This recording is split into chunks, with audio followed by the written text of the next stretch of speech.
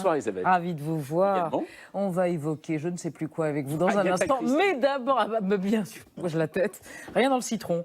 Mais d'abord, François Saltiel à propos d'une affiche pour Carrefour sur Twitter qui a fait un scandale. Je ne sais pas de quoi on parle.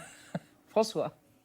Oui, Elisabeth, tout a commencé avec cette affiche publicitaire collée sur les camions Carrefour. L'enseigne remercie les soignants qualifiés de héros.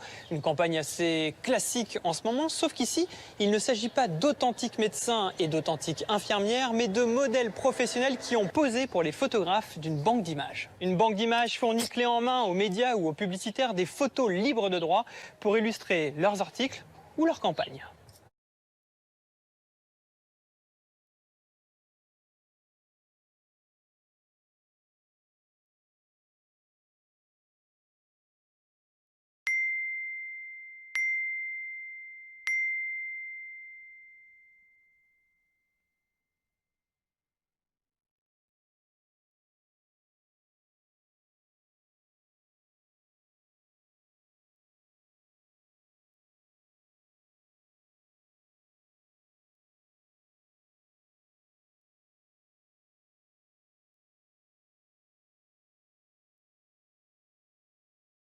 Sourire, un radieux qui vous illumine. Et pourtant, quelle histoire. Ah ben, une histoire incroyable. Ouais. C'est une histoire digne d'Agatha Christie dont la principale suspecte serait Agatha Christie. Oui, oui, Alors, oui. je vous explique la Oui. chose. Selon le journal britannique The Guardian, eh bien, ce qui se pose la question, à savoir, est-ce que la romancière n'aurait pas plagié auprès d'un livre policier norvégien, un de ses chefs-d'œuvre, Le meurtre de Roger Ackroyd. Et oui, un chef-d'œuvre qu'on connaît bien, énorme succès en 1926, énorme succès public et aussi un moment clé dans l'histoire de la littérature policière, car pour la première fois, Agatha Christie et un auteur, Agatha Christie, va utiliser un procédé unique à l'époque.